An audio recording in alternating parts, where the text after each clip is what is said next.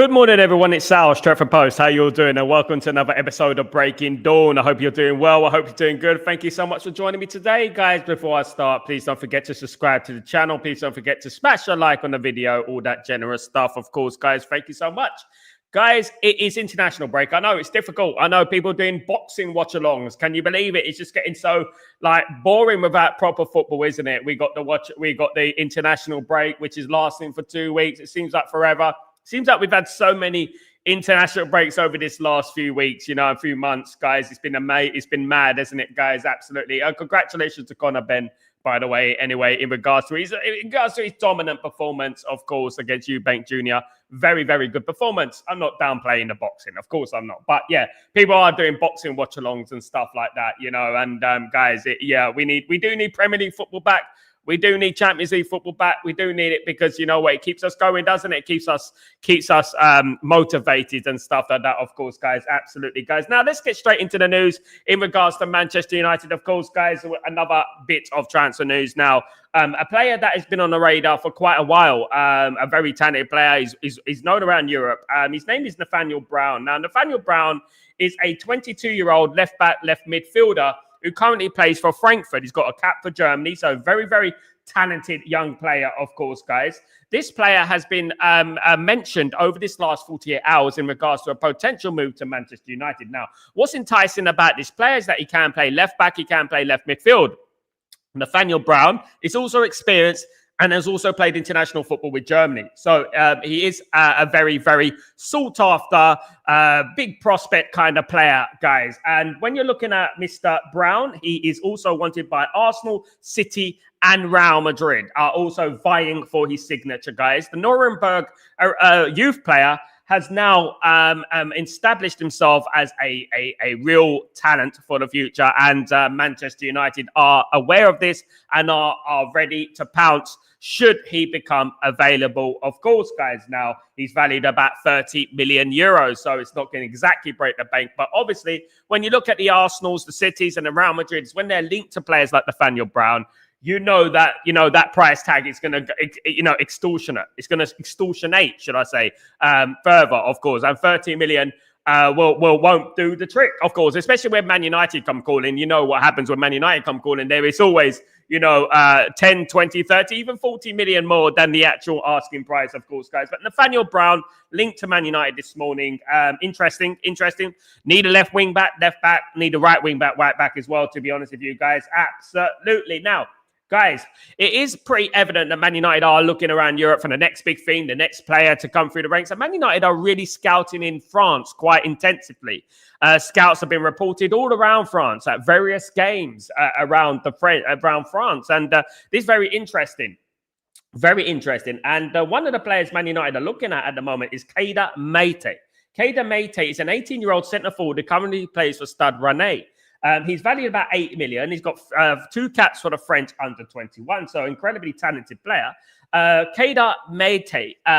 Look, I know what we're thinking. Another young striker. Man United don't need another young striker. You may have a point. We've got a few young strikers. One who scored for the under-17s the other day. Biek, of course, guys, who scored for the under-17s, who currently belongs to Man United. He's on loan at Lausanne, of course. So, look, Man United are looking at various positions, not just the midfield, not just the defense. They're also looking at the striker situation as well and bringing in strikers that could potentially be the next big thing. Now, when you're bringing in young players, it doesn't like the thing is not all of those young players are going to become superstars. Not all of those young players are going to make it at Man United. But the more you bring in, it's like throwing things against the wall and something sticks, isn't it? One will stick and one will become a great player. Now, when we think about the class of 92, when the class of 92 were rife, some of them didn't make it. We know some of them didn't make it. Phil Moraine, Terry Cook, Robbie Savage. These players did not make it. There were many, Kevin Pilkington in goal, but a lot of them did make it. And not all the young players at Man United are going to make it. Some of them will come in very talented, very, very highly thought of, but they just didn't make the grade. And that is just life. That is just football. But they have decent careers in the lower divisions and stuff like that. And I think this is what Man United are doing. I think they are trying to build a squad full of players that, could potentially be the next big thing, could potentially be a very good youngster for Man United, etc. And obviously, in the future, we never know what's going to happen with these players, of course, guys. Absolutely. Yesterday, we spoke about Jeremy Jacquet. Jamie Jacquet is also wanted by Real Madrid, is also at Stade Rennais. So when you're looking at these players like Jacquet, like Meite, they're both at Rennes.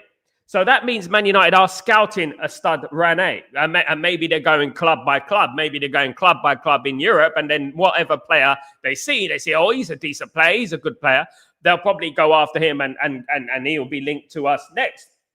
Now, I spoke about a Sporting Lisbon player named Salvador Blopa just the other day. Now the medias are starting to talk about Salvador Blopa, the right winger, the left winger, and the right back who currently plays for Sporting Lisbon, who Ruben Amorim is extremely aware of. He's an 18-year-old Portuguese under-19, 7 caps, 2 goals. Now, look, these kind of players are Man United fit Man United perfectly in regards to the way we're doing things at the moment with Ineos and Ruben Amorim.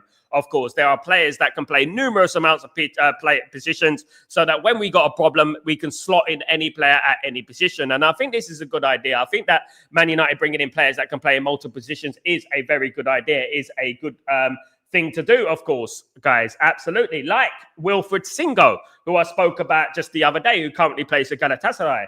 He is a 24-year-old right back, right midfielder, left back as well. So he plays for Ivory Coast. 30 caps for Ivory Coast. And he's valued at 28 million. So Man United are always going to be linked to these players. And just this week, there's been so many of them been linked. And I'm looking at these names here. And I'm looking at and I'm thinking, my goodness me, there's about 100 players that we're going to be linked to. But that is just the way it is. And I don't think that's necessarily a bad thing. I think it's great that we're getting contingency plans. We got a long list of contingency plans, but we've got a long list of players that not only are experienced, but some of them are great young players as well that can add to the youth team as well and eventually be great players. When I'm thinking about Man United right now, I'm looking at Man United to bring in players that are experienced, though. I want players to come into the football club right now and make a difference for Man United right now. And we all know who those players are going to be, don't we? It's pretty evident that Elliot Anderson, Angelo Stiller, Adam Wharton are going to be the players that Man United are going to be linked to that are going to walk straight into the team and make a huge difference, of course, guys. So, I like what we're doing. It's a little bit blasé at the moment. There's a lot of things going on, a lot of rumors going on, a lot of names being thrown out there. Hard to keep up with Man United. But today, Nathaniel Brown and Keita Meite are the 2 players that Man United are being linked to this morning, of course, guys. Now, look, you know what? We may be signing these players. It's just like when I mentioned Slotterback many months ago, even a year ago, I mentioned Slotterbeck. I think 5 months ago, I mentioned Slotterbeck. Now everyone's starting to talk about Slotterbeck like they knew who he was all along, and that does make me laugh, doesn't it? But what I would say is that, Man United will bring in a couple of these players and you're going to hear about them in the future, of course, guys. I hope everyone is doing well, by the way. I hope everyone is blessed, guys. Thank you so much for joining me at the end, guys. I hope you're all blessed. Good to see everyone in the house. Absolutely. Big up Temis Gundelisa. So what's going on, my friend? Hope we do well. United January transfer was the first. Dani Muniz, Anderson, Schotterbeck at the ME to United to bet next season. Please, Ineos, make the plan. Big up Temis Gun. Hope you're doing well. Good to see you, mate. Hope everything is blessed with you. Now, guys, let me just talk about a little other bit of news in regards to Manchester United and transfers. Now, we all know Munoz. Of course. Munoz, who plays for Crystal Palace. Now, Munoz has been speaking. He's been speaking. As you do, you speak. And he said his dream move is to move to Manchester United. But now we all know that Munoz has been an absolutely gem for Crystal Palace as the right back, right wing back. He's been absolutely fantastic at Crystal Palace and been one of the standout players in the Premier League in regards to fullbacks. He's been absolutely fantastic. And when we look at Munoz, we look at what a find. He is 28 years old. I know he's 28 years old, 28, 29 years old. So he's getting on a little bit, but his performances have been absolutely phenomenal. Now, would Man United do a deal for Munoz in January, considering that we have a weak right-hand side at the moment? And we do. And, it wouldn't be a bad idea to bring in Munoz, but obviously the price tag will be a factor with Manchester United. Of course, we're not looking to spend too much money in January. We can throw all the names out there that we want, but we're not going to be spending a lot of money in January. That is pretty clear. Munoz is a player that I really admire, I like. And I mean, what stands out for me is that performance against Man City in the FA Cup final was absolutely brilliant. But what I would say is that he's been speaking about Man United, how his dream move is Man United. But I find this really strange because imagine a Man United player came out and said, my dream move is to play for Arsenal, for example, right? Imagine a Man United player came out and said that. We'll be jumping in uproar. We'll be fuming, won't we? We'll be angry and stuff like that. Of course we will. But, Munoz, Man United, my dream move is Man United. Come to Man United, mate. Come to Man United. Tell Crystal Palace I want to go to Man United. Maybe Man United might make a bid for you. You never know, of course. You never know what will happen, of course, guys. Absolutely. You may make a bid for you, of course, guys. Absolutely. Guys, absolutely.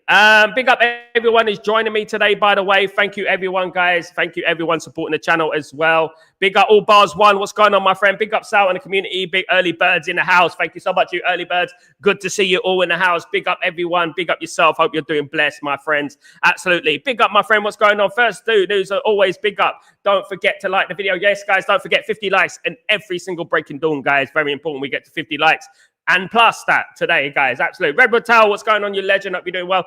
I'm seeing a lot of rumors that you mentioned weeks ago, if not months ago. Fair play, Sal. You certainly have contacts. Guys, thank you so much. I mean, at the end of the day, it's not just about me and it's not about my opinion and about the rumors that I get first. I mean, obviously, it's nice to get a little bit of recognition sometimes. Obviously, there's a lot of people on Twitter who like to copy and steal news and everything like that. That's what happens in this football. What is it? Crabs in a barrel sort of syndrome, isn't it? At the end of the day, but yeah, it's all about Man United for me, and I just hope that Man United buy the right players, sign the right players, and bring those players in to improve our team, and hopefully that this season will be qualifying for the Champions League and stuff like that. Of course, guys, absolutely. Good day, Kenny. How you doing, my friend? Hope you're doing well. Smash the likes. If not, Man United finally get signed a right wing. It'd be nice, wouldn't it, mate? It would be nice. Good son. Big up, Ellen. Hope you're doing well. Kenny, when was the last time we played Monday Night Football? Damn late. I mean, look, at the end of the day, Monday Night Football, I never liked Monday Night Football. I hate Monday Night Football, to be honest with you. I like Man United playing at the weekend. A 3 o'clock on the weekend would be absolutely perfect for me, especially where I am at the moment and where you are. You're in Australia and stuff. I mean, Man United playing an Saturday at 3 p.m. Is the best thing for me because I'm 4 hours ahead of England at the moment. So I would like that. Yeah, I didn't used to like Monday Night Football anyway because all the teams will play on Saturday and Sunday, and then you'll be waiting until your time, in Monday. I think Monday Night Football should be reserved for Sunderland against Everton. That's what Monday Night Football should be reserved for, not Man United, in my opinion. And yeah, Man United, I like us to play a little bit earlier. But now, obviously, that the time goes backwards in England and stuff, so we're 4 hours ahead of where I am, of course. Ephraim, good morning, Sal. Munoz is a good player. He will be perfect. He'll be a very good player. A little bit on the age side, of course, guys. Absolutely. Stephen, what's going on, my friend? I'll be well. Can't wait for the Chatterboxer. It's over. It's a long time, and it is boring, mate. It is boring. I can't stand it. England are playing Albania tonight. Of course, it's just a pointless waste of petrol, waste of electricity. England are through, whatever. You know what I mean? At the end of the day, it's just a waste of time, to be honest with you. Mate, I don't know. What is the point of this game? What is the point of England going to Albania and playing that game? They're through. No, I mean, it should be over. England should be gone. That's it. No more game. But then again, Albania still need to do things in the group, of course, guys. That's the thing, isn't it? This is football. But international football does take so much of the season away. And we got the AFCON coming up, international breaks left, right, and centre. It's like, is this the Premier League season or is this the international break season? What is it? I want to know what's going on because, look, there's just too many international games. Way too many international games. Absolutely. Big up, our man. Hope you're doing well. Good to see you. Ellen. Yeah, it's horrible with the international break. Helps being Norwegian at this time. Big up, Ellen, and congratulations to Norway, of course, who got through, of course. Stephen, Manchester United linked to 50 players every international break and transfer window. Absolutely, Stephen. Well, that's a good thing, though, isn't it? Better than being linked to nobody. Big up, Sanjay. Hope you're doing well. Good to see you. Good morning, Chadinga. How you doing, my friend? Hope you're doing well. Good to see you. It's raining here in Uganda. It's raining in Uganda. Does it rain in Uganda? I didn't know. Big up, my friend, and big up Uganda family. Hope you're all doing well there, my friend. Hope you're keeping safe and you're having a very, very relaxing Sunday so far.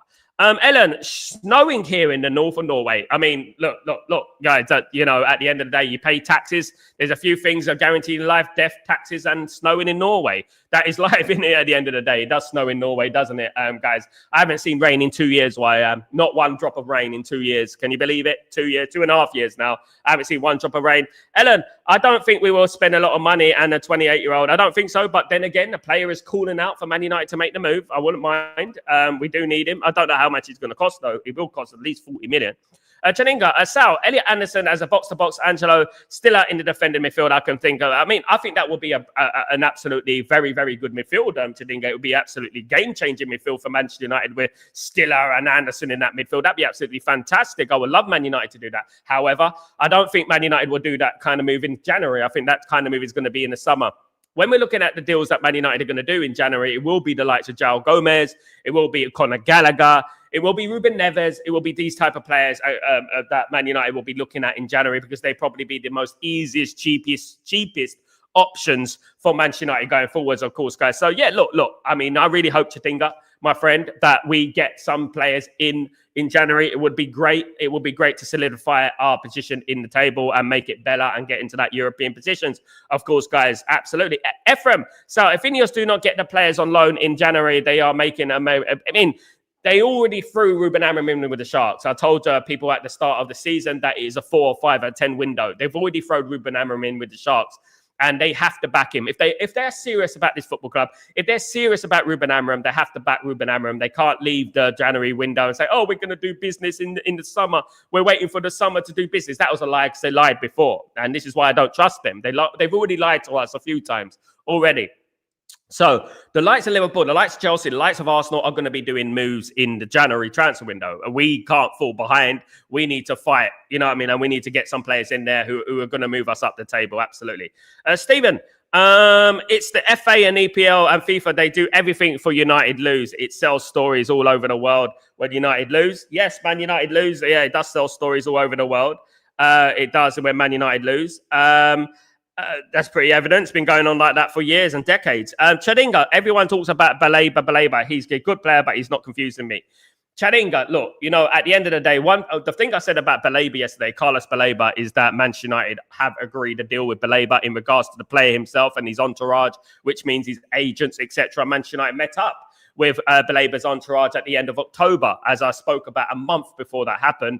And they've agreed everything is nice. The groundwork has been done, as quoted yesterday. But what it is, the thing with what Manchester United are doing at the moment, they're waiting. So if it gets to December and Baleba hasn't picked up his performances, Man United won't sign Baleba in December. They will look at it, they'll revisit it in the summer. If he picks up his performances and he does very well, Man United may make a move for him in January, but that does depend on him. It depends on the player. And obviously, it does also depend on Brighton and Hove Albion. If Brighton and Hove Albion can reduce that price significantly, obviously there were rumours about 100 million, 110, 115 million in the summer, which is absolutely ridiculous, isn't it, when you think about it? Bloody hell. He's worth about 60, 70 million. But at the end of the day, we have to look at things objectively, and we have to look at things in a mature way. We can't be player FC. We can't just say, oh, just sign him, even though he's playing poorly. We have to think about what's good for Manchester United. Now, if Carlos Baleba doesn't pick up his performances for the rest of the season, I can't see Man United making a move for him. I can't, because at the end of the day, that just solidified the narrative that he has a weak mentality. And yes, you can have form is temporary, and you can have bad games and things like that. But when your bad game lasts the season, so far it's half a season almost. When you have you have to be very careful what you do, because Man United can't be throwing money at players if players are not going to perform, because we're in a very crucial period in our history. You know, this period in our history, we have to make the right moves. We ain't got as much money. So we got to go out there and we got to purchase the right player. You know, the player that has the most look, nothing is guaranteed in life. Nothing is guaranteed. No one is guaranteeing that the players that come in is going to perform and hit the ground running. We know that, but we have to give ourselves the best chance of these players performing. We have to get the right player in that has the best chance of performing. Now, when a player openly doesn't perform for his football club, I mean, I heard a ridiculous theory yesterday that, you know what, maybe he's down tooling, so his price gets reduced, so Man United can sign him. Absolutely not. If he's down tooling so that his price gets reduced, Man United will not sign him, because that just shows you that at any given time, he would down tool, didn't it? He would down tool. And if he does it to them, he will do it to you. Yeah, at the end of the day. And that's what you have to look at. So very, very, very crazy opinions out there at the end of the day. He's just performing badly. And we have to accept that, hold our hands up. And like I said yesterday about Evan Ferguson was deemed the next best big thing. Evan Ferguson is the next big thing, blah, blah, blah, blah. You know, and then what happened to Evan Ferguson after one season? You know, absolutely. I'm so nervous for the future. Don't be, we'll be fine, mate. Absolutely. Blair is young. If we truly go for him, he will do fine in Man United, but the AFCON puts me off. We already have an AFCON. How do you know he's going to do fine, Ellen? How do you know? How do you know that? Are you aware of what's going on in the season, mate? Ephraim, Sal, my fear is if we do not act fast, we will lose of all our midfield. Forget we have to act fast. Yeah, we have to act fast, and we have to not fall behind any other team, because other teams are going to be going out there and buying players and purchasing players. Do you know what I mean? At the end of the day, and we can't be falling behind. We have to act. We have to prove, because there's a lot of talk. We have to walk now. We have to walk the walk, not talk the talk now. We have to go out there and back Ruben Amorim. That's what we have to do. The Ineos have to back Ruben Amorim. If Ineos don't, because they got a 4 out of 5 out of 10 window, guys, 4 out of 5, 4 or 5 out of 10 window in the summer. It was a poor window. They fixed the attack. Fantastic. What about the rest of the team? They didn't. We came 15th. They didn't give him another defender, another wing back, another midfielder. They got the goalkeeper last minute, and that cost us points, didn't it? So at the end of the day, I'm not trusting what they do. I'm not trusting what they say. I want to see what happens. Actions speak louder than words. And let's see what happens in January. If we can get some players in there, fantastic. If not, then they've thrown him under the bus again, you know? Prince, good morning. How you doing, my friend? Hope you're doing well. Good to see you. Manchester United family. Don't worry about Bremo at the AFCON, because Onana will be good for Cameroon, good in goal for Cameroon. I don't want him to be good in goal for Cameroon. I want Cameroon to get knocked out so when Bremo comes out, Prince. That's what I want. I want Bremo to come back home. I want him to come back home, so I want Onana to do badly. Absolutely. I am scared for my future, bro. For my future, bro. Why are you scared for your future? Be positive, man. Don't worry about it. Life comes at you fast. We're good, man. We can sign Baleba if we want, and a big club like Madrid, Barcelona, or Bayern, PSG come knocking, and he's third turns. Thank you so much, Tadinga. Thank you. A smart guy. A smart guy is Tadinga, because this is exactly what I'm saying. If he does it to them, he would do it to you. If his head turns at Brighton, right, and he's not performing at Brighton. Let me give you an example, right? Mark Gui. Mark Gui wanted to go to Liverpool. Mark Gui had a here we go, shirt up and everything, going to Liverpool, right? It didn't happen. They couldn't do the deal. Crystal Palace couldn't do the deal because they couldn't replace him, right? Has he down-tooled? Has his head been turned? No. He's performing better than ever. That's what good players do. That's what strong players do up here. That's what mentality is. At the end of the day, Chandinga is smart. This is what I'm talking about. I'm talking about we can't look at things from a giddy point of view. We have to look at things objectively, smartly, maturely. This is a mature community. And we have to look at that and we have to analyze it and see, is he the right guy? Is he the right guy? We ain't got much money to spend, guys. It's either going to be Angelo Stiller, Anderson. We're not going to sign 4 or 5 midfielders. We're going to sign 1 or 2. So if we spend money on Baleba, there's only going to be 1 more. We may bring in if we're lucky. You know what I mean? So we got to be very careful and calculated who we bring in. I just hope and pray that we get the right player in. Absolutely. Oh, man, everything has happened so fast. Big up, oh, man, hope you're doing well, mate. Prayers and thoughts with you, my friend. Absolutely. But yeah, look, Man United are linked to a lot of good players, of course, but you have to pick the right players, of course, guys. We have to pick the right players to come into the football club. Now, Man United are still interested in Baleba. Of course they are. Ineos have known that they don't just turn against a player just like quickly, but they are not stupid. We will look at it and analyze it, and it will probably be brought up, guys, in the future. It'll probably be brought up in the future with Baleba. But I did say that I predict Baleba might sign for Man United. He might sign for Man United. But we also have to look at things from the point of view that, you know, is he got the right mentality to play for Man United? This is something that we haven't done in the past. You know, Alex Ferguson used to do it perfectly. He used to analyze players. He used to look at players, study players, get to know the family, get to know his habits, his diet, his hobbies, things like that. And then he will sign a player. He wouldn't just look at the talent. He will look at the player himself, the personality himself, because this is very important. We want to treble, not just through talent, guys. It was personality. We want to treble through personality, through not giving in. Not giving in is not a talent. It's a personality. You know, having a mentality is a personality. That's what it is. And we have to look at things from the perspective of personality, not just from talent. We all know that Carlos Baleba is probably the most talented player, you know, you've ever seen. But when it gets to the crunch, when adversity strikes, that's when you truly see a player and his personality. When you don't get the move you've been craving for, that's when you truly see a personality. And that's what it's all about. You have to have a personality to be a player at Man United. You have to have that strength within you. You know, that, you know what, I'm going to play for my football club. I want to move to Man United, but I'm going to play for my football club. Now, people talk about Munoz. Munoz talking about my dream is to play for Man United. Look, that's nice. That's nice. But in my opinion, I don't like that. And I'll tell you why I don't like that. It's because he's going behind Crystal Palace, the faithful fans of Crystal Palace, and talking about another football club. Not only another football club, he's talking about another Premier League club, right? That is not right. right? I like Munoz. I think he's incredible. I think he'd be brilliant at Man United. But when a player goes behind their club that they're currently playing at and speaks about Man United, it's not a good look. It's not a good look. And I know I will never flip-flop from this. You have to be professional at all times. The club you're playing for, you can dream about playing for Man United, but you don't have to be vocal in regards to it. You don't have to be speaking in the top of your lungs. I want to go to Man United. You're playing for Crystal Palace. Be cool. You know what I mean? Be cool and play for Crystal Palace. Don't be over exaggerating and stuff like that. Do you know what I mean? Because at the end of the day, as I said there, as Chandinga said there, he would do it to you. He would do it to you when he's playing well for Man United and then Real Madrid come calling, his head's going to be turned and he's going to be like, oh, goodness me. You know what I mean? We shouldn't have signed him. He's got a bad mentality and blah, blah, blah. We've been there. We've seen it. We worn the T-shirt, of course. We've got enough mercenaries, enough troublemakers at our football club. And it's time we moved on from those problems, of course, guys. Ellen, my favorite on the list is Elliot Anderson and Justilla. They are perfect in my opinion. I agree with Ellen here. I think they are the perfect combination. They're the perfect balance. I like Adam Wharton. I think Adam Wharton is an absolute world-class player. You know, the funny thing is about Adam Wharton, people don't mention Adam Wharton as a world-class player because he plays for Crystal Palace. This is exactly the thing. If Adam Wharton was playing for Man City, he would be deemed a world-class player. Of course he was. It's just like Angelo Stiller.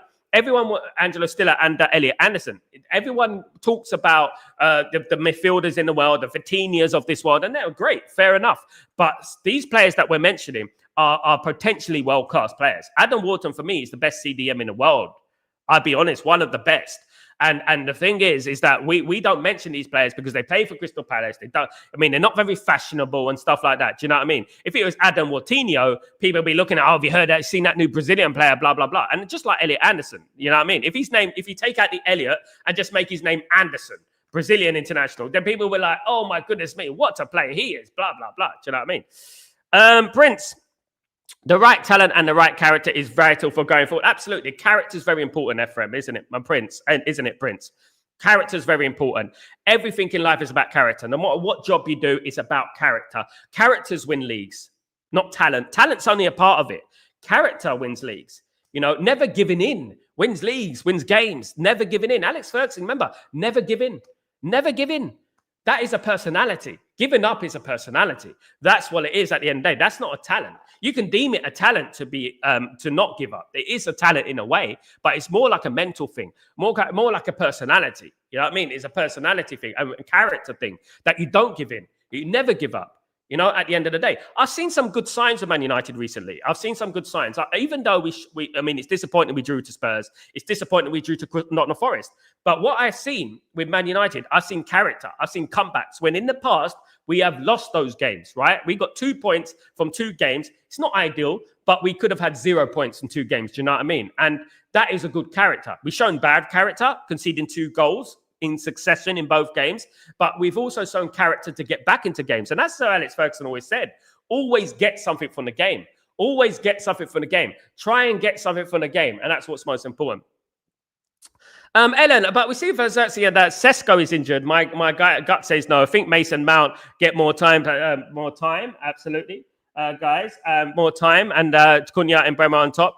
I think Mason Mount get more time. He's injured. Mason Mount's injured. We can't rely on Mason Mount. Mason Mount is injured. Mason Mount every 5 minutes is injured. We can't rely on these players. We can't.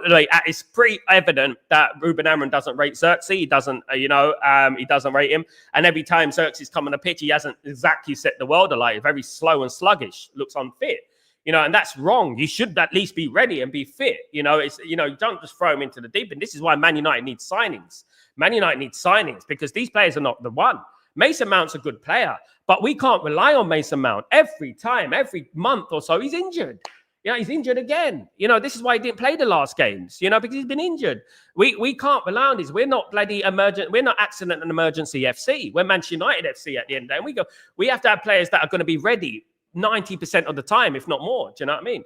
Stephen, we will probably see Xerxes more than the AFCON players. Yeah, we probably will, and I hope he performs. Ephraim, Sal, why we always struggle when we face a physical team?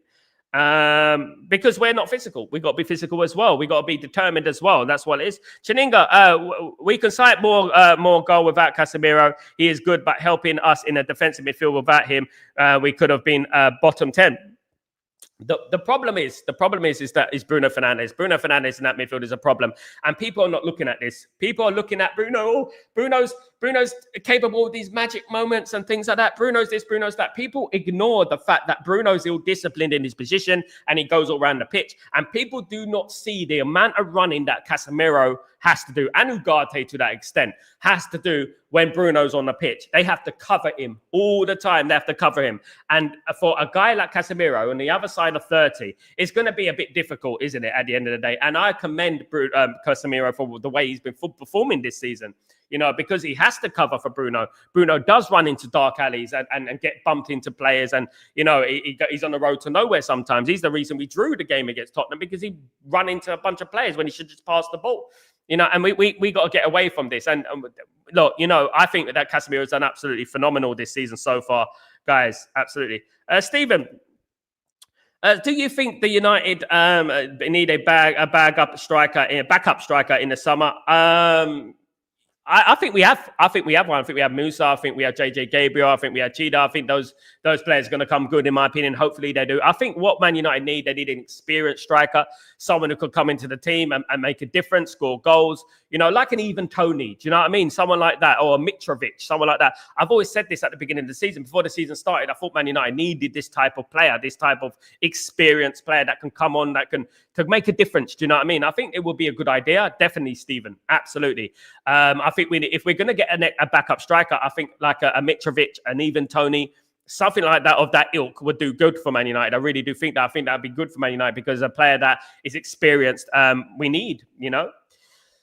Ellen, Ten Hag made us a lightweight team, but then it changing now. Future looks really bright. Good days are truly coming. Let's hope so, Ellen. Let's hope so. No, I don't like to mention Ten Hag, because Ten Hag came third and won a couple of trophies for Man United, and that will live down in history.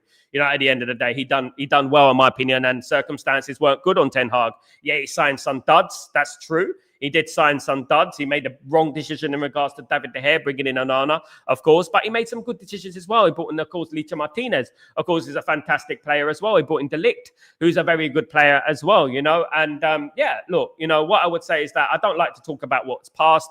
What's past is past. It's part of our history at the end of the day. And I just hope, because everything is talk at the moment, Ellen, let's not dive and let's not get overly giddy. Let's not get overly zealous. They gave us a 4 out of 10 window, Ellen. They gave us a 4 out of 10 window. Let's see. Let's not dive and say, oh, my goodness me, they've done so. No, they haven't done nothing yet. They fixed the striker position. You know, they fixed the striker position. You're being Glazonomics here. Let's not be Glazonomics. Let's not do that, because we ain't done nothing yet. We ain't fixed anything yet. It's Ruben Amorim who's fixed everything. Not Ineos, not the Glazers. It's Ruben Amorim. You know, they haven't built nothing. De Ligt is the strength from De Ligt is from Eric Ten Hag. Licha Martinez, the strength from Licha Martinez from Eric Ten Hag. The strength from Casemiro is from Eric Ten Hag. Bruno was not Amorim, you know, and this is what we're talking about, you know. So let's not talk about, let's not dive, because nothing has been done at the moment, you know. And let's not overly complicate, and let's not overly compliment things, because that's not what we're looking at the moment. They've got a lot to prove on us. I'm Ineos out. I don't like Ineos. I don't like the Glazers, because they're two of the same evil for me, you know. And I don't believe that they've done anything yet. Nothing has changed yet. What's changed is that a few people on 30 grand a year have been unemployed. That is what's changed. Let's see. Let's not go over giddy. That's where losers come into it. Losers get overly giddy. Losers get overly excited. Losers. I don't, because I'm not a loser. I won't get overly giddy. I won't get overly excited. I won't get overly enthusiastic, because let's wait and see what they do. Let's play it by ear. At the end of the day, 4 out of 10 window in the summer. What stopped them getting those players in the summer? What stopped them getting Elliot Anderson in the summer? What stopped them getting Adam Wharton in the summer? What stopped them? What stopped them getting Carlos Baleba? What stopped them? It was them who stopped them. Do you know what I mean? Sal, what's your priority? I think the ones I mentioned, anything in midfield, right wing back, left wing back would be great, of course. Chandinga, Bruno is not a number 8. He's easy, give blind pass and loose position. Absolutely. Yeah, I agree with that. Absolutely, Chandinga. And not even that, only that, Chandinga. I think even when he goes into the number 10 position, he does go missing as well. He's ill-disciplined even in the number 10 position, which is also a problem as well, you know. And we have to remember that, you know. And I think this is underrated. I don't think people mention this enough. People only look at the flashpoints, you know, the buzz the buzz highlights of, oh, look at that little bit of skill he done. Look at that bit of done. They don't look at when he's running into bloody dead ends on the pitch and then getting us caught on a break and stuff like that. You know, the passage of play that led to the Spurs scoring the 2 goals was created by Bruno Fernandes, and he's got to do better. Stephen, Ineos and Glazers out. We need a full sale only. Absolutely. I like people who mention the Glazers. I like people mention Ineos because I don't like people who go on this My Little Pony Care Bears. Everything's so happy and giddy thing. Look, we're happy. We're enthusiastic. We're excited. We want Man United to do well. Ruben Amorim is the guy. We want Man United to do well, but we're not going to forget what Ineos did. We're not going to forget that they slept with the Glazers. We're not going to forget the Glazers are still in charge. We still need to remember that, guys. And if people don't mention that, then the club, this ain't the club for them, because we have to keep mentioning the problems at Man United, that the problems are still there. And we can't get excited, because I'll tell you what billionaires do. When you get excited, when you get overly happy, when you get overly gilly, they're not going to like you for that. They're not going to praise you for that. You know what Jim Ratcliffe would do? He'd go, look at that idiot over there. Look at that idiot getting so excited. We ain't even done anything yet. We don't even have to do anything. Look at us. We don't even have to do anything. And they're getting excited. We just need to throw a few names out there and we're getting excited. Now, I'm not saying that these names aren't on Man United's list, because they probably are. But are they going to make the move? Are they going to sign the players? Or are we just going to talk about it and flirt around it? Are we going to window shop? Are we going to make that move? Yeah, I mean, at the end of the day, I'm not saying that the great times are coming or nothing at the moment, because at the moment, I want to see backing for Ruben Amorim. That's what I see. When I see true backing, I mean true backing for Liverpool. Liverpool done crap, but Liverpool, the manager was backed. That is backed. That is backed. Not what we've done. Yeah, whether they get it right or wrong, he was backed. Ruben Amorim has not been backed, and this is the whole thing about it, in my opinion. Ephraim, Sal, Ineos need to back Amorim like they backed Ten Hag. Yeah, they need to back him. And at the moment, they haven't spent as much, you know, and he hasn't got nowhere near as many players as well as Eric Ten Hag had as well. But Eric Ten Hag, you know, a lot of people talk about Eric Ten Hag. I mean, I feel like Eric Ten Hag was a victim of the problems at Man United, the problems that have been going on for a very long time. You know, the problems are still there. Of course, the cultural problem at Man United, the mentality problem at Man United, the ownership at Man United, there's been a lot of problems. And also Ten Hag had off-field issues as well, just like Ruben Amorim is having, and people don't seem to look at this and stuff like that. You know, I'll get him out. The first thing that people blame is the manager. The manager's to blame. The first thing, the manager, and then they totally forget about the ownership, the Glazers, the Ineos, and stuff like that, and what he got back, he didn't get back, and stuff like that. Do you know what I mean? At the end of the day, but what I would say is that we've still got players playing for Man United who've been playing for Man United since 2014. You know, and under Louis van Gaal. This is not players that are serial winners here. We're not talking about serial winners here. We're talking about serial failures here. That's what we're talking about. We're talking about serial failures. Luke Shaw is not a winner. Harry Maguire is not a winner. You know, these players are not winners. Marcus Rashford is not a winner at Man United. They're not winners at Man United. And I don't care about the FA Cup here, the League Cup here, maybe a Europa League triumph here. You know, that doesn't matter. Winning is challenging for the league, challenge for Champions Leagues, winning your trophy as well. That's great. That works. But the most important thing is winning the league, challenge for the Champions League. That is what winning is about at Manchester United. None of these players have done that. And we still got some of those players at our football club. Marcus Rashford, we're walking back into Manchester United. We're walking back into Carrington in the summer. Onana will be walking back into Carrington in the summer. Potentially, Rasmus Højlund will be walking back into Carrington at the moment. So, I'm not interested until things are done. I'm not interested till I see it with my own eyes that things are getting better. You know what I mean? They've got rid of this player. They sold that player. They sold that player. They sold that player. They brought in this player. They brought in that player. And they brought in this player. And that's what's most important. When will Sesko be back? He should be back. He's not injured. He's not serious. He should be back. I think after the game, after the next, I think he should be back for the West Ham game, if I'm not wrong. Big up, man. Chaninga, Sal, we have still a problem in the right fullback. Dalot is trying, but sometimes he's not confident. He's not confident. He's just not good enough, Chandinga. I'll be honest with you. I don't think he's good enough as a player. Look, I gave this analogy the other day. I said, you can have two players, right? One of the players comes in late for training. One of the players has a bad personality. Is a bit rude. Is a little bit of a prat. But every time he gets on that pitch, he's world class, right? He's world class. He's absolutely phenomenal. Then you got another player who is professional, always turns up early for training, works hard in training, has a great personality, good with the lads. But when he gets on that football pitch, he's crap, right? What would you want? Be honest, what would you want? You're edging towards the player that plays well in the football game, isn't it, at the end of the day? I like Dalot. I think Dalot's got a great personality. I think he's a great professional. But Dalot's just not good enough. And we were saying this years ago. I spoke to many years ago. I mean, I think it was 2 or 3. I spoke to some AC Milan fans, and they were talking about Dalot and saying that he's rubbish, and stuff like that. And we still got him. If you scroll back to last season, we were talking about Dalot then. He's ill positioning. He lets goals in and stuff like that. Dalot makes too many mistakes. And he's not a kid anymore. And he makes too many mistakes. And we have to know we need another right wing back. We need another right back, of course. We need someone to cover there. My dread is this. We got the AFCON coming up, and we got no Ahmad. Ahmad's not going to be there. It's just going to be Dalot or Dorgu, Oh man, I've seen people say that Sersky is better than Sesko, where they don't know what they're talking about. Don't listen to people. Sesko will be good. He needs to get used to the Premier League. Yeah, absolutely. Look, at the end of the day, I don't know where this theory is coming from. I think Sesko's done very, very well. I think he's done very, very well.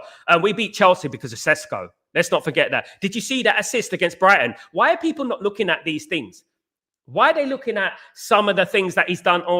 Like, for example, the game against Tottenham, when they said he should have scored. Right, he should have hit it first time. But people are ignoring the tackle by Van der Ven, the world-class tackle by Van der Ven. Now, I've seen Ruud van Nistelrooy, I've seen Cristiano Ronaldo, I've seen Mark Hughes, I've seen Dion Dublin, I've seen Ole Gunnar Solskjaer, I've seen Cole, I've seen York in my play for Man United. A lot of those players would have got tackled by Van der Ven there. But they're using this narrative, this agenda against Sesko. I could bring in a lot of things that Sesko's done good this season. Right, he's just coming to the club. He's 22 years old. He's just coming to the club, right? He's come from the Bundesliga. Got to give him a chance. You've got to give him a chance. This jumping on players already, short-term, like this ill patience, petulant immaturity in regards to the football team and manager and the players is unacceptable at the end of the day. It's unacceptable. Sesko will be good for Man United. Sesko has been good for Man United. And people got to stop pointing the finger at little things and trying to twist it into like, he's the Antichrist. He's the one who done, he's the reason we drew that game. It's because of him. But it's ridiculous when we played Tottenham, the way people were going in on Sesko. I thought, wow, well, goodness me. Because those people disappear when Sesko scored 2 and 2. They disappeared when Sesko assisted the Chelsea game, made Chelsea go down to 10 men with that little flick on, let's not forget. That goal, that assist against Brighton, let's not forget. No, and he hasn't played every game either. It just does my head in. It really does. Ephraim, Sal, the owners want to believe we need to spend economically. If we have proper owners, we will back as soon as possible. Exactly. I mean, look, what I don't like, one of the quotes from Ineos was, we want to walk to the right destination. We don't want to run to the wrong destination. That was one of the great quotes from old Jim Ratcliffe, right? At the moment, they're thinking about a stadium. That's running to the wrong destination. He's actually contradicting himself, because the most important thing at the moment, right? You can fix Old Trafford, which I think it should be imperative. I think that should be the key, not the new stadium. But what I would say is that fix the football team first, mate. Fix the football team. You'll make money organically. Make the football team great. Stop thinking about vanity projects. Stop thinking about Sir Jim Ratcliffe way. Stop thinking about that, which you're looking for, and start putting money towards the football team. Now, look, they may do in January. They may make it happen in January. They may surprise us in January. All these names being mentioned is a good thing. Contingency plans, good players, world-class players, whatever. Good news in regards to Man United. Good news that we're being linked to these players. But I'm not going to believe it until it happens, because I'm not going to be jumping on that bandwagon. I'm not a fool. I'm not going to be jumping on that bandwagon. I don't trust any billionaire, especially billionaires have lied already. Let's not forget that. We're going to purchase the club in 2026. What happened with that, dog? What happened with that? What happened with the purchase the club in 2026? Strange, isn't it? I wonder why that's been swept under the carpet, isn't it, guys? You know what I mean? At the end of the day, look, so this is why I don't trust the process until it is done, until they've done it. Once they've done it, they'll say, great. I was happy with the Embremo signing. I was happy with the Cunha signing. I was happy with the Sesko signing. I was happy with the Senny Lamen signing. It was late and it cost us points. But they didn't fix the wing backs. They didn't fix the midfield. So basically, you didn't fix the engine of the team. And you didn't fix the positions in the team that Ruben Amorim thrives upon. You know what I mean? At the end of the day. And I want to see it done. I want to see it fixed. I'm happy. We're linked to lots of players. And I will bring you the latest news whenever I get it. I'll bring the latest news in regards to the players that we're being linked for. And with the players that we've been linked with, for example, Nathaniel Brown and Keita Meti today, they will be linked with us in the next couple of weeks. mention it here first, but they will be mentioned in a couple of weeks in regards to that. So I want us to be firm in regards to the way we think. I want us to be disciplined in regards to them and holding them accountable. Because at the end of the day, as I said earlier, billionaires love a person who's easily pleased. They love a person who's easily pleased. What billionaires don't like is people who demand more. And we should always demand more at Man United in regards to transfers, in regards to everything around. We should demand more. They're putting up season tickets. They're taking away season tickets. They're putting up ticket prices. They're making people unemployed, people with mortgages, people with kids. They're making people unemployed. So let's not overly praise people here. Let's be a little bit more calm. You know what I mean? At the end of the day, guys, let's be calm. Cristiano Ronaldo spoke about it. Cristiano Ronaldo spoke about how the problems are still at Man United. And, there's a lot of problems still at Man United. And there is. And we have to accept that, of course. Prince, the worst enemies of Manchester United are the ex-players. Manchester United ex-players do more damage than good. Some of them. I don't think Roy Keane does much damage. I think Roy Keane's all right. There's a couple of them are doing. Roy Keane spoke the truth. Exactly what Roy Keane said about Bruno Fernandes. And he was absolutely spot on. It's been proven right. One thing I would say, guys. But there is a lot of ex-players, i.e. Gary Neville, Rio Ferdinand, people like that who are just a little bit bimbo-ish. They don't really, especially Rio Ferdinand, he drives me mad. You know what I mean? At the end of the day, he's just crazy. But a lot of these, what we have to understand is that a lot of these ex-players are employed by people that don't like Man United. And they're feeding into that narrative against Man United. Look at Jamie Carragher, like ex-Liverpool player, talking about how Pep is better than Alex Ferguson. Come on, mate. Any man with any half a brute football brain knows that Sir Alex Ferguson's legacy is bigger than Pep Guardiola's. Sir Alex Ferguson built multiple teams. Sir Alex Ferguson won a bloody European trophy with Aberdeen. He stopped Celtic and Rangers winning the league when Celtic and Rangers since then have won the league every single season. Do you know what I mean? So, it's ridiculous. Pep couldn't go to the likes of Porto or that Man United side back in 1986 or Inter Milan or anything like that and win a treble. He couldn't do that. He can only manage teams that are already good and already got lots of money. And that's what it is at the moment. At the end of the day, some of these ex-pros, whether they're Man United or whether they're not, are just, anti-Man United. And I don't really take anything. I think the most disappointing person in out of all the ex-players, I think Paul Scholes does speak a lot of sense sometimes. I think that Gary Neville is the one that really irritates me because Gary Neville, he's a walking conflict of interest. And I tell you why. His interest is hotel football. His interest is his business. This is why he will never go out there and say anything wrong about the Ineos, about the Glazers or anything, because his interest is hotel football and getting some more money and getting his business extended. He also doesn't help with the criticism that he puts on our players. You never see him mentioning Isaac. You never see him mentioning Florian Wirtz. You see him mentioning Sesko.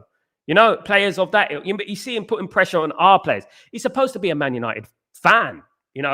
Every single day I listen to Gary Neville, I don't see a Man United fan. I see a person that is that wants Man United to fail. And I never see him coming out and saying something nice about Man United. Even when we've been five games unbeaten, we're 6 games unbeaten, and he's not said anything which is positive. Spoke about how things are getting better under Ruben Amorim. I've only heard negative. As soon as we draw against Tottenham, the tactic mongers are out. The ones that talk about the tactics and when they weren't talking about tactics when beating Liverpool, at Anfield, and things like that. It does drive me mad, but it's the way of the beast. Unfortunately, we have to accept the way these ex-players are. Unfortunately, it's just the way it is, guys. These ex-players will be ex-players. The most important thing for Man United to do is concentrate on ourselves and win football matches. That's the most important thing that Man United need to do going forward. We don't need to worry about what they say, what he says, what that says, what she says. We just need to think about what Man United is going forward. To be honest with you, I'll be honest, a lot of our fans are the problem too. There are a lot of fans that are a problem too. Some of those big content creators out there, they're problems too, because they dive and they sensationalize everything to fit a narrative that is theirs. They worship their opinion. They don't support the Man United. They don't support Man United. They support their opinion. That's what they support. There's those as well. There's those people as well. This is a whole cultural problem at Man United I've been speaking about, a mentality issue at Man United, a fan issue at Man United, and it needs to change. A lot of it needs to change. This is why I actually think that not only the players need to change, not only the board needs to change, some of these fans need to just disappear as well. Because at the end of the day, you see some of them going on these channels, you see some of them going on these various channels claiming to be Man United fans, and all they do is talk negative. That just goes to show you that they are interested only in their opinion. They're not interested in the football club. They don't love the football club like I do. They don't love the football club. They don't see the positives. They don't see the good things that are coming. They don't see that in regards to the manager and stuff like that. They made up their mind. They're like, I don't like the manager, and I'm going to stick by that opinion, and I'm never going to change it, no matter what, even if he wins 10 games in a row, because I don't like the manager. And that is what it is. And they did that with previous managers, and they're doing that now. They're not fans. They're not fans. And it's embarrassing for them to call themselves fans. Absolutely not. You know what I mean? At the end of the day, you got people who can't even look after their own bloody cholesterol talking about sport. You know what I mean? At the end of the day, they just need to be quiet and stuff. Den, what's going on, my friend? Hope you're doing well. Good to see you. Morning, Sal. Hope you're well, my friend. Good to see you, bruv. Let's keep an unbeaten run going, and it will shut up the haters for now. Absolutely, Dan. Be good to see you, Dan. Good to see you, my friend. I hope you're doing well. Good to see you again. The only objective ex-player is Rio Ferdinand. Rio Ferdinand's a clown, mate. Rio Ferdinand supports Stephen Howson, who's a known bigot. He's a clown, mate. He doesn't have any good knowledge about football at all. He's just too positive. He's too positive. You can go on the other side and that. He's very thin. The only one for me is Roy Keane and Paul Scholes are the only ones who come out with good things. Paul Scholes a realist. Do you know what I mean? At the end of the day, Paul Scholes is a realist. Paul Scholes is a world-class player. Rio Ferdinand talks a lot of smack. He talks a lot of crap. He's one of the worst, to be honest. I'll be honest, Prince. He's one of the worst, if not the worst. Absolutely. He's got videos of him saying foreign this and foreign that. Yeah. Yes. If you want me to send it on Twitter, I will. The girl, Gavin, what's going on? Good morning. Brutal day for a women yesterday. City just gave, they're 3-0 up last time I checked. I don't know what the final score was. My Arsenal women a chance to get into the top 3 if we do the business against the Spuds today. Big up the girl, Gav. I hope you're doing well. Really good to see you. Of course, really good to see you. Have a nice day, everyone. Big up, Ellen. Take it easy. Rio Ferdinand objective, you must be taking a bit. Yeah, he's not objective at all. He's one of the most far away from objective people. He's a vibe sort of guy. He's a media guy. That's what he is. He's a commercial media guy. That's what Rio Ferdinand is. He's just too much. Absolutely. He's just too much. How many goals did Cunha get? I don't know, but I don't really mind about stats. I think football's analysed on stats far too often. I think Cunha's been good for Man United. And I'll tell you why. I think that the way he gets the ball, the way he brings the ball forward, the way he encourages the team, he's an influence, he's inspiring, he works hard, and he's talented, and he makes things happen. Just because he doesn't get stats, he doesn't get goals. And it says that will come. Don't worry about that. But his work ethic and his mentality and his attitude make him a good player. I think he's been a fabulous player for Manchester United. I think he really has. And he will come good. Don't worry, his stats will come, his goals will come. Don't worry about that. That will happen. It will happen. You know what I mean? Actually agree. Big up. Big up. Look, at the end of the day, look, I will tell you, like, Paul Scholes talks a lot of truth. He talks a lot of rubbish, but no one else speaks truth all the time. Paul Scholes talks a lot of truth. Gary Neville's the worst. Rio Ferdinand's just a commercial guy. Loves to make commercial scenes like Qatar taking over tomorrow. Qatar taking over tomorrow, bruv. Taking over tomorrow, bruv. It's Qatar tomorrow. Watch this space. Watch this space. That's Rio Ferdinand. Roy Keane will be honest. Roy Keane will call out Bruno Fernandes when it's not popular to call out Bruno Fernandes. He will get crucified with it. He'll get criticized for it. You know what I mean? At the end of the day. But he will tell the truth. You know what I mean? And that's the difference. Do you know what I mean? At the end of the day. So I like players, even though it's not a popular thing, but to speak the truth and speak their mind, what they think at the end of the day. That's what I believe they should be doing. Not what's popular, not what's going to get clicks, not what's going to get likes and things like that. It's all about the truth at the end of the day. That's what I think it should be every single time. Guys, absolutely. But Manchester United, the talk of the town. And every single day, we will be the talk of the town. Man United get clicks. Man United get likes. That's what Man United are all about. We are the talk of the town. We are the team everyone wants to hate. We are the team everyone wants to talk about. We are the team everyone wants to drag down. Because at the end of the day, whether it's the Champions League, whether it's the European Cup, wherever it is, Man United will always be the talk of the town, whether we're in it or out. At the end of the day, whether we're in the Champions League, we're in the Europa League or out of the Europa League, Man United will be the talk of the town. Absolutely. Lawrence, big up, Lawrence. How you doing, my friend? Are we doing well? We have so many evening games coming up. All that cares about is TV money. We must short of a revenue. Or are we doing some Saudi matches? The Saudi matches are coming up in a couple of weeks. Man United, this is Ineos, exactly. Ineos' fault, by the way, Lawrence. Thank you very much. Yeah, this is Ineos' fault because they should have just stepped aside and let Qatar take over the football club. That's what they should have done. This is why they gave a 4 out of 5 or 10 window, Lawrence. As well, to be honest with you. What I would say is this. I'm in UAE, right? We're 4 hours ahead of England. So every time a game kicks off at 8 o'clock, the game kicks off at 12 a.m. for me. So it is a problem, you know what I mean? But it is what it is. It always has been like that for Man United. So, Sal, who is the Maverick player in the Premier League for you? Maverick player? I mean, there's plenty, mate. And Bremo. Good morning, Sal. Good morning, Regis. How you doing, my friend? Big up to you, bro. Big up to you too. Hope you're doing well. Roy Keane is low-key too harsh on United, to be honest, but he's allowed to because he has the fogging standards. I don't think he's harsh. I think he's absolutely right. I mean, none of these players have any right to be comfortable.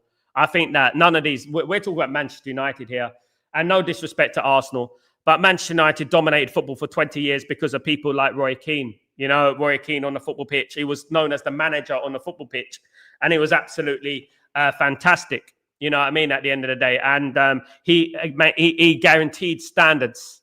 He guaranteed no down tooling. No down tooling. No, like whether you're in the European Cup or not, you don't down tool at Man United. It was incredibly important. Roy Keane, and my birthday is on the 10th of August. There you go. My birthday's in 9 days. Don't forget that, guys. My birthday's in 9 days. Absolutely. But yeah, look, you know, at the end of the day, you know, what I would say is that Man United at the moment, look, you know, I think things are getting better. I think they are. And thanks to Ruben Amorim, by the way. Big up, Kevin Donovan. How you doing? It will cost about 40 million, I would have thought. Definitely, at least, in regards to Munoz. He's 28 years old, playing for Crystal Palace. I think it will cost around that much money. Would Man United make a move for him? I like the player. We need a right wing back. We need a right back. We need one of those type of players. Will Man United make a move? 28 years old. Look, one thing I would say about it, Kevin, I don't know what you think about this, but a player that openly comes out and says that I want to go to Man United, I want to do that. Do you trust that player? I don't know. You know what I mean? At the end of the day. Your birthday's on the same day as the Everton. The actual match is on the 24th of November. Mine's on the 25th of November. But the game kicks off in the UAE technically on the 25th of November, which is midnight for me. But in England, it kicks off on the 24th of November at 8 o'clock. So technically in England, it's not on my birthday. I'll be doing the watch along on my birthday. I will be doing the match on my birthday, guys. Absolutely would. Yeah. So yeah, look, looking forward to that game. We won the game against Everton last season 4-0. Remember that. If we get a similar result, absolutely fantastic. I think Everton are better than then now. I think they're a better team now than they were then. Absolutely, I think. Sal, Roy Keane is spot on about the team. He is, Ephraim, absolutely. It's actually 4 for me. 4 p.m., Amen, or 4 a.m.? 4 p.m. or 4 a.m.? It's 8 p.m. UK time, midnight for me in the UAE. That's what the time is going to be here. So that's the only thing for it. It's going to be a midnight kickoff. We got a lot of these midnight kickoffs coming up for me, unfortunately. So I can't get no sleep. I won't be able to get any sleep, unfortunately. Wait, 9 days. So we share the same star sign. Yeah, I'm a Sagittarius. I know that's such a thing. Absolutely. Yeah, look, you know, Sagittarius are the best. Sorry, they are. They are the most brutal honesty there for me. Brutal honesty. It's Sal, 4 a.m. 4 a.m. Very early, man. That's a tough one. Very, very early for you. Yeah, that is a tough one. It is 12 a.m. for me. 12 a.m. for me, which is bad, obviously, because the game will finish about 2 a.m. And it's not always healthy to be that emotional during that sort of time at night. And by the time I go to bed, my heart's beating 10 to the dozen. You know what I mean? And I'm, you know, watching these matches and getting stressed out of Man United and things like that. That does happen, of course, guys, you know. But it is what it is. We sacrifice for the club, don't we? Guys, I want to thank everyone for joining me today. I really appreciate everyone. Guys, before I leave, please don't forget to smash a like on the video, guys. Please don't forget to subscribe to the channel if you're new. If you're lurking in the distance, in the shadows, whatever you're doing, guys, please don't forget to smash a like and subscribe. And please don't forget to put your notifications on as well, guys. I will be back for Chatterbox today. So don't forget to put your notifications on. So when I do go live or wherever channel I go live on, please don't forget to smash a like. We need to get, look, we're 53 in the house. We should have over 50 likes, guys. What's going on? Let's get to 50 likes, guys. Let's smash those likes up, guys. Big up, Bobby. What's going on, my friend? Hope you're doing well. Baba Flossie. What's going on, Baba Flossie? You're the legend. It's good to see you again. Long time no see, Baba Flossie. Hope you're doing blessed. Good to see you, of course. But guys, please, before you leave, smash a like, guys. It's all about that, guys. Have a great day, great evening, great night, great morning, wherever you are in the world. I'm Sal Warner. This is Breaking Dawn. See you soon. Peace.